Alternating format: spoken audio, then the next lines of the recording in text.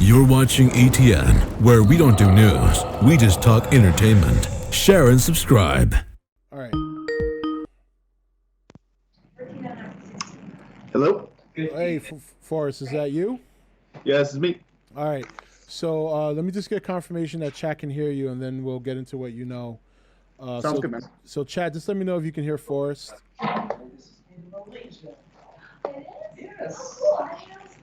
They should be. Sounds good. Sounds Okay. Okay, cool. All right. So chat, we're going to hear from Forrest Allread.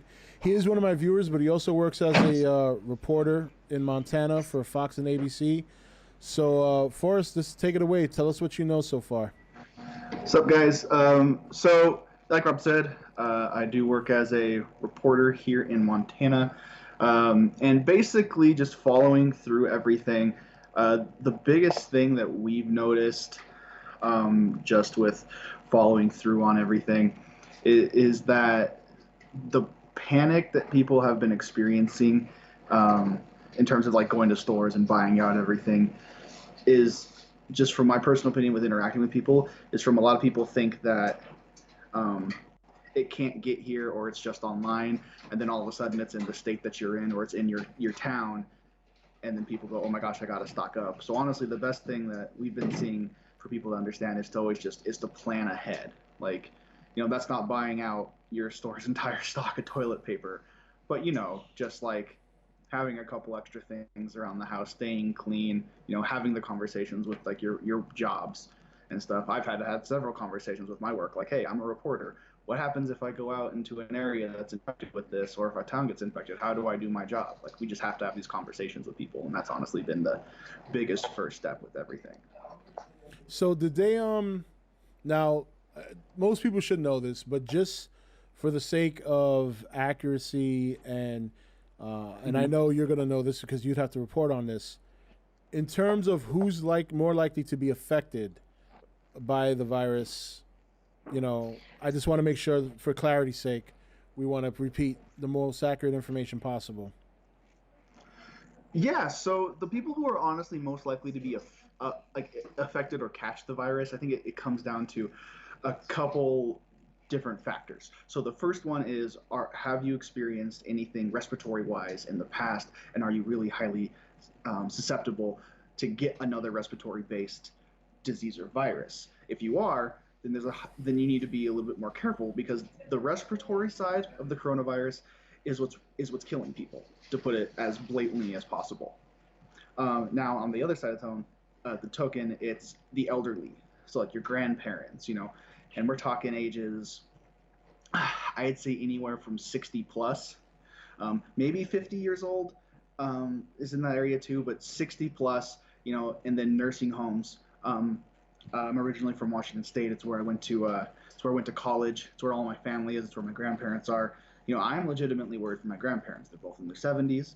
My grandpa has a compromised immune system, just to share that with you guys. And basically, he has to stay home. My grandparents have to stay home. They can't chance going out into areas that are highly affected, because they have a chance to contract it from somebody else. And for them, it's going to be more deadly than for me, who's in my mid-20s, who's not in a compromised state. Does that make sense? Yeah, yeah. And do you know what this, I know you probably go over this during your work, symptoms. Like, what are the symptoms that people need to try and recognize? I know they are slightly different from the normal flu, but like in terms of the initial beginning, can you just tell some of the people here who may not be too privy to that information? Yeah. So I just want to make something clear. My station is one of many stations that has been following this literally every day. We have a specific part of our newscast that is dedicated to following the coronavirus and getting updates. Obviously, mine's going to be more specific to the state of Montana, because that's where we cover. But I don't want to come off like I'm no doctor. I am just a reporter. I only know what we cover on, obviously. So the biggest symptoms, unfortunately, they are pretty much all like flu, cold, or allergy symptoms, which is really rough. I spoke with my mom, who is an RN in Washington State, and she works with the Washington State Department of Health. And she told me that the biggest things that they're looking for are do you have a fever of over 100.3 for 7 days, and are you experiencing any kind of respiratory issues for consistently 7 days? If you're experiencing those two things, or one of those two things for 7 days consistently, then those are like the two big warning signs that you should be getting checked. And that kind of makes sense, because normally if you have the normal flu, it does very rare does it go beyond 7 days. Like in my experience having the flu, usually for me it's like 3 days and then I'm good. And I think the average person probably experiences the flu for about that long, if not a little bit longer. But 7 days is a long time to go with a fever or upper respiratory infections. Or actually not infection, but upper respiratory issues. Upper respiratory infection, you would normally go to the doctor and get some kind of medicine.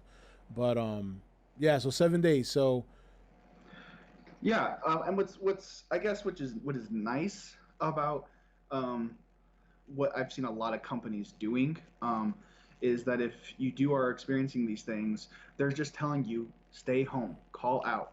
And a lot of businesses I've seen are at least working with people to accommodate those things, because the businesses don't want the entire corporation and company to get sick, right? So they're trying to take those steps to avoid it.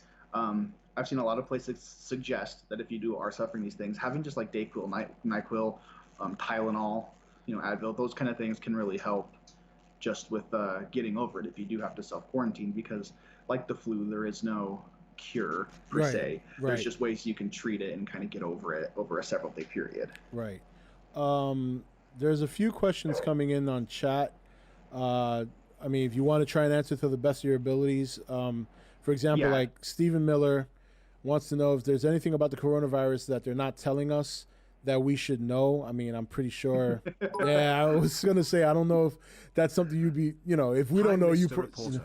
My so name let me, is Kinky Dora. First I'm going to tackle Kinky. that two ways. I'm Last not name going to shy Dora. away from it, Oink just to be oink. honest. Okay. So the first thing is, as a news outlet, at least on a local news level, we only know to what the actual officials and authorities tell us in terms of like the health departments. In my case, there's a big military base, so what they inform us with, and what the people tell us. We don't have, at least on a local news level, that like crazy insider information to where it's like we know that, there's nothing I think that like I can find out that I think the average person couldn't find out, although I probably have a lot much faster access to information, because I mean I have phone numbers for people who work directly in these health departments. I have their personals that I can call and ask them questions and really kind of get on them about like, hey, what is this information you need, and I can hound them for it to get it to the public. So to answer your question, I don't think there really isn't anything that they're not telling us per se, but I think the best thing, I mean, I've been following almost every news outlet personally that I can, and that's from like national to like ESPN. Right. Because all of these different news outlets are doing, honestly, I think pretty good jobs of getting everything out to understand. I think everything right now is just, it's precaution because people are worried. So I don't think there's anything really that people are not being told. Right. If there's anybody else in chat that has a question, because he's going to be able to answer it much better than myself. So now's a good opportunity, because he's privy to information, as he said, faster than how many have the virus so far? Oh gosh, in America or in like where I live? I'm guessing America. He didn't specify. Okay. Well, in America, to be honest, I don't have that number off the top of my head, but you can go to the CCD's website, and basically all that information is there. Basically, just searching like anything coronavirus related, you can get those numbers. I can tell you that as of about 48 hours ago, Montana is experiencing, I believe it's 6 cases right now, and it went basically from 0 to 6 in a matter of 24 to 48 hours. And with, I'm sure, more looming. Yeah, and that's the fear right now in the area. All right. Are there different strains of the virus? I don't think there are. I think it's just one right now. As far as I know, it's one, and depending on how susceptible you are to it is how you're affected. It could lead to other bad. Yeah, Is that what it is? Something like that. Yeah, so it's basically so what people I think need to know is coronavirus is actually a strain of the flu. Right. So you can get the flu and then those symptoms can protrude into the coronavirus and then the coronavirus turns deadly if it attacks your respiratory system. Right. Another question coming in here. How much do you really think people should actually even be concerned? Um, to be honest, I think that's a tough one for me. So I'm going to step out of the reporter bubble and I'm going to give you a human answer to that. For me personally, I'm moderately concerned. It's not really in where I live right now.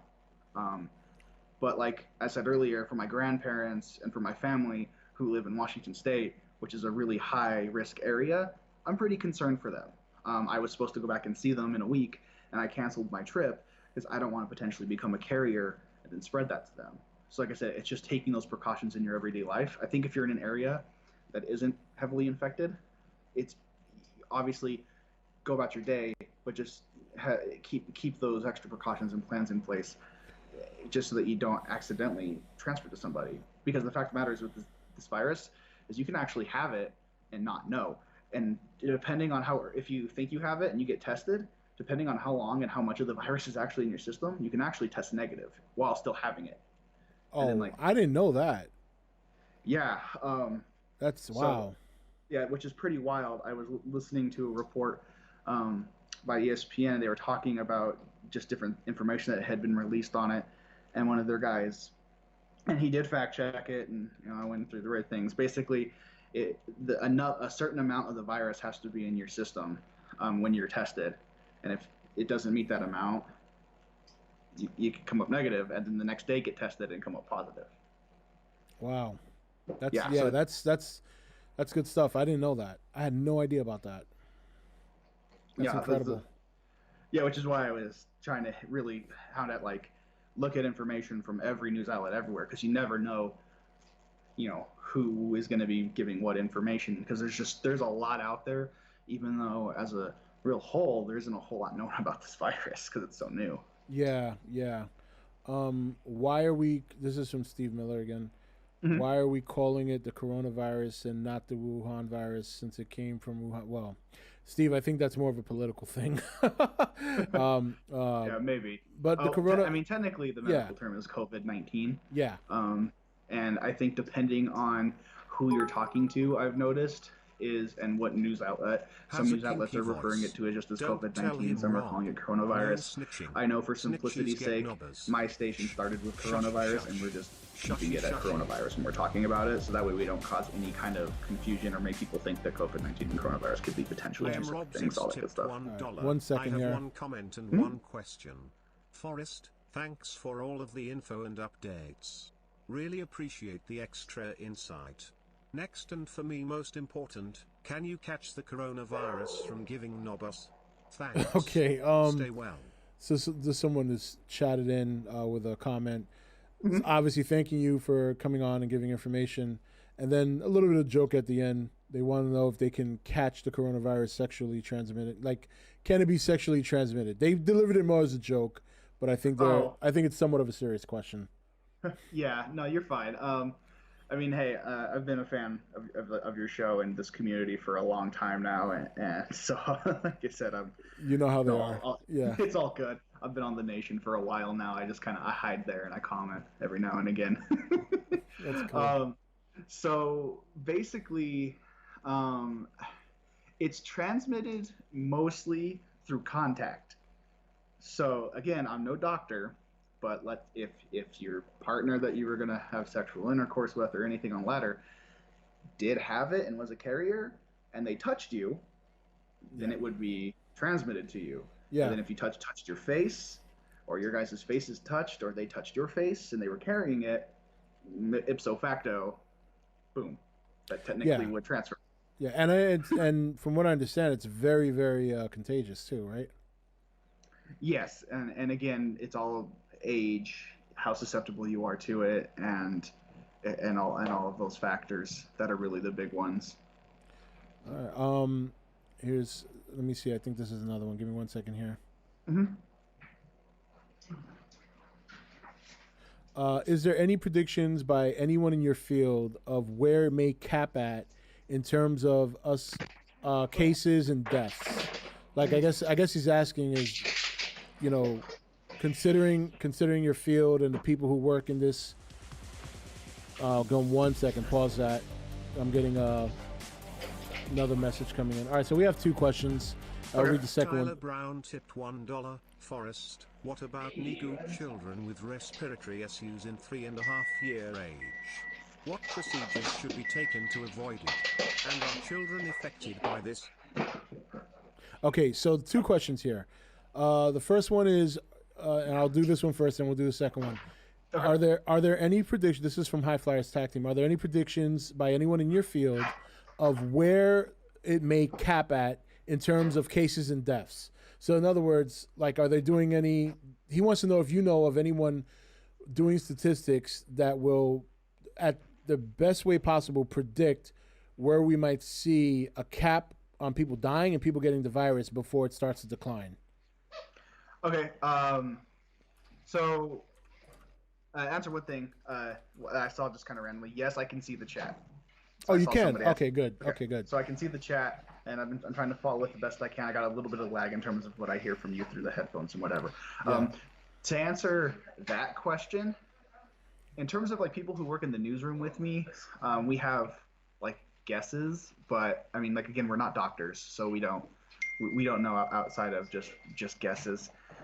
And in turn, I've talked with like I said, people like my mom who are working directly in those high risk areas, and they can't say. It's just a more of precautions. I mean, if there is somebody with numbers, I think that'd be a CDC thing and a Department of Health and Human Services thing more than us. And if they have those numbers, it'd be on the CDC, because that's more of a doctoral kind of question, because only doctors are really going to know how spreadable it is, and I'm sure they would need.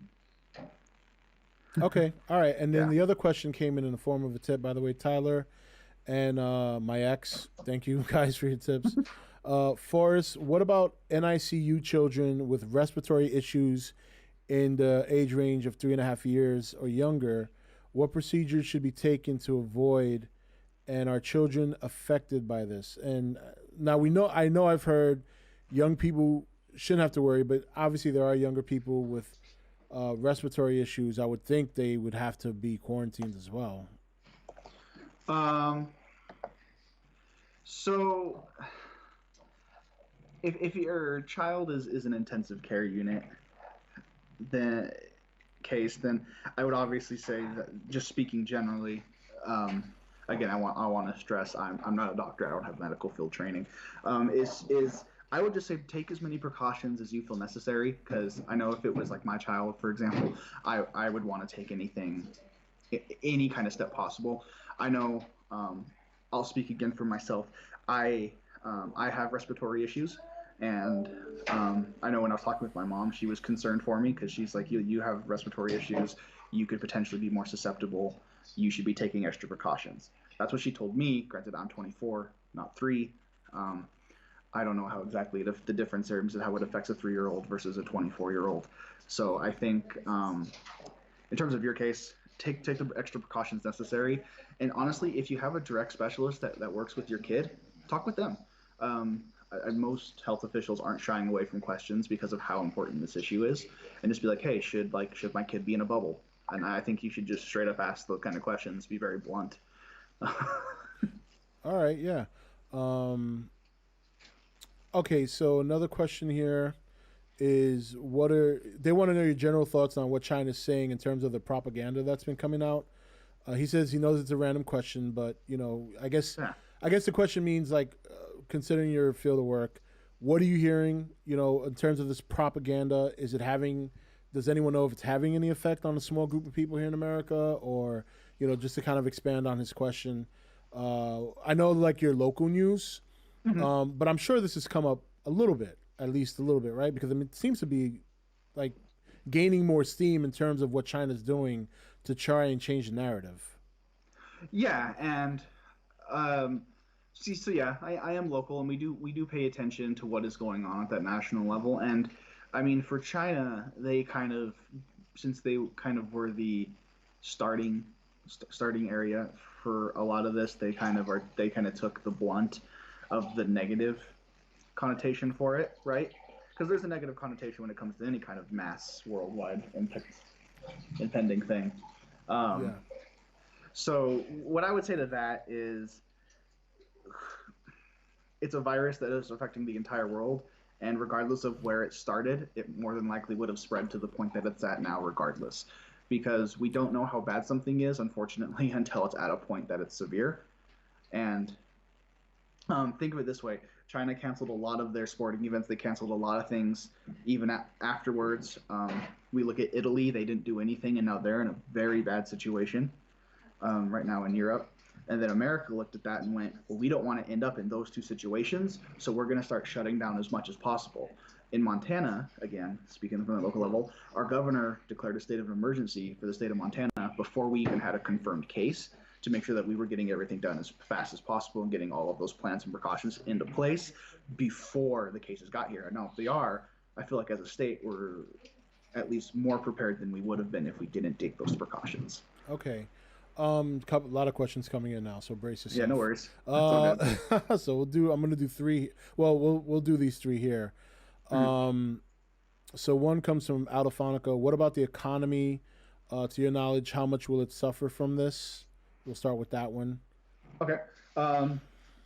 So from what I've been following from our station's business reports and stuff like that, is trade and things like that take the biggest hits because we're shutting off travel and travel bans from here to there. So people are afraid to go to these places. Number one, they either can't go or get back from these places, which also affects that. And I'm no business expert, but whenever you can't get somewhere or get your product somewhere and your product can't reach the consumer, that's when your business is going to suffer. And we're seeing that at a national level with the stock market. I mean, it went really bad, then it grew, and then it tanked. Yeah. And I think that's the biggest proof of the pudding that people can look at and be like, okay, yeah, this virus is having an effect on the economy on a global level. Okay. This one comes from Tyler Brown. Is it possible that the coronavirus could mutate into something worse? He says, he knows you're not a doctor, but to your knowledge, have you heard, this is obviously always a big concern, but whatever you can give us in terms of what you know is fine. From my knowledge, no. I haven't seen or read about or heard about any kind of case that this is mutating. I know there's a lot of jokes and memes online that the coronavirus is one step away from zombie apocalypse. Yeah. But that's mostly just memery and the internet being the internet. Okay, and I'm gonna do two more. Okay. And then we'll kind of wrap it there. But we'll do something. Well, we'll talk after these two questions. This one is from Michael Gonzalez. Is the virus airborne? That is a really good question. So as far as my understanding, the number one way that it's transmitted is through contact. And that's contact through surfaces, not necessarily you touching other people, but if someone who's carrying it touches kitchen counter, and then potentially even up to I think it's 7 to 9 days later, if that kitchen counter isn't cleaned and you touch it and then touch your face, you've now contracted it or potentially contracted it. And that's the number one way. I mean, it is like the flu, to where if you're next to somebody who has it and they sneeze or cough on you, then that is a transmission way. Right. And then, the biggest thing is it's transmission through your what's called mucous membranes, which is remember, it's your nose, your nostrils, your eye, the inserts of your eyes, your ears, anywhere that's basically a hole. If you touch it on your face or areas around it, and that virus gets into those areas, that's when you contract it. Okay. So, all right. This one comes from Nuts for Kaiju. This one was thanks for the tip, Nuts. What's up, Rob and Forrest? Question for Forrest. New York City invoking food business to do takeout delivery only. Most in Europe made to close. Do you see restaurant closings becoming mandatory? I run a restaurant, so I'm just curious. Well, if I remember right, I think in Seattle or areas in Seattle, they have shut down businesses already. and or they are starting to do that. I think it is going to become a person-to-person case if your state isn't requiring it of you, and it's also going to be of just monitoring how bad is it in your area. Um, Again, like in myself, I'd be very like I have to be very aware and very very cautious of my surroundings, and I think it might be something. I don't know who you would talk to about that. If you can call your governor, I mean, I know they have public lines, and maybe just ask them like, hey, I'm a business owner, which I'm expecting. Maybe your city's mayor or your town's mayor. Yeah. Those kind of offices, the city commissioners. I think those would be good people to potentially reach out to and be like, hey, should I be expecting businesses to be closing in my area to help prevent spread? Should I be closing my business? Is the city or state going to be doing anything in terms of self-reimbursement if I do close? Because this is obviously going to be money lost. Because those are obviously the big questions. Yeah, and you're right too. I know they're definitely doing it by case by case. Because Seattle's pretty bad. I think they had like 37. It was somewhere in the 30s. I don't know if it's dead or. I talked with my mom yesterday, who, again, if you're just now joining the chat, she worked with the Washington State Department of Health. She's a nurse, working in kind of one of the big hot areas, helping kind of diagnose people. And she told me as of, I believe it was yesterday or 2 days ago, that it was like 30, up to 36 deaths. Or 36 cases, 36 deaths, something like that. In that area, yeah. So that's Yeah. probably why they shut down restaurants altogether. Because, like I said earlier in the stream, in Massachusetts, they're not shutting down restaurants, but they can only do takeout or delivery. Nobody can actually come in and sit and eat. That's not happening anymore. And I think that's probably what most states will do for the time being. We'll do one more question, and then we'll Forrest. Let me see here. Where is? I saw a question that just kind of went by here. Let me just catch up to it. I see one if you don't mind me answering. Yeah. Go ahead. So it says, I saw one that says, can animals catch the coronavirus? As far as I know, I haven't seen or heard anything that would suggest that they can. I don't know, and this is maybe something I can start looking into, maybe get back to Rob on a later date on, is there, I guess in theory, not a doctor, but in theory, if you were carrying it and you like pet and it was on your hands and you pet your dog, I don't see any reason why it wouldn't at least stay on your dog's fur. Now, maybe the dog wouldn't catch it, but rest there like a kitchen counter, and then if someone else pet the dog, therefore transmission. So in theory, maybe that, but I'm not a doctor, so I can't confirm nor deny, but that's just me thinking out of the box of possibilities. Yeah. All right.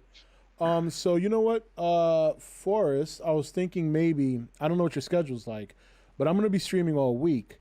Okay. If you want to come back on maybe like Wednesday, figure I'm sure by Wednesday you'll have more information. If you want to share it with the community, that'd be great. I think everybody here would appreciate that.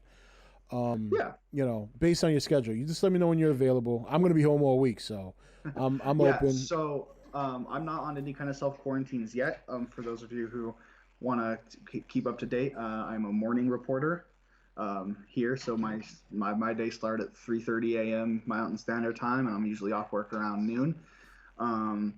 And you can find my social media. Instagram's easiest way is Mornings with Forrest, easy to remember. And you can kind of stay up to date with stuff that I do in terms of Montana following, and I'm always down to come back and chat with you guys. I want to be able to provide information to those who, any way that I can to help. Help No, absolutely, and I appreciate it. I appreciate you reaching out to me and offering to come on and answer some questions, because you're gonna definitely know more than I will. And I actually find it that local news outlets are more reliable than national news outlets. You know what I mean? So definitely would love to have you come back on later this week and share some information with everybody in the community. So for sure. Yeah, definitely. So thanks for coming on, man. I really appreciate it. But yeah, not a problem, man. Take care, everybody in the nation, and I'll talk to you guys on Wednesday. All right, Forrest. Have a good night. Thank you, bro. You too, man. Bye. All right, that was very good. That was very informative. So Forrest, for those of you who don't know, Forrest is actually, while his profession is a reporter for his local ABC and Fox outlets, he also happens to be a fan of the channel. So that works out. Now we have somebody who can definitely give more accurate information than I could. You know what I mean? And answer some questions that I don't have privy information to. So that's good. So We'll have Forrest back on later this week. Like I told you guys, I'm going to be streaming every day this week. It's not all going to be doom and gloom. We'll have some fun. We'll do some, other stuff, but we'll have moments too where we can kind of get ourselves caught up to speed, and it's very, very good. So if you guys are on the Nation, Forrest, his name on the Nation is Forrest Allread. So if you want to, shout him out, give him a thanks for coming on and helping us out. And this is, yeah, Kinky, we can raid the morning news. So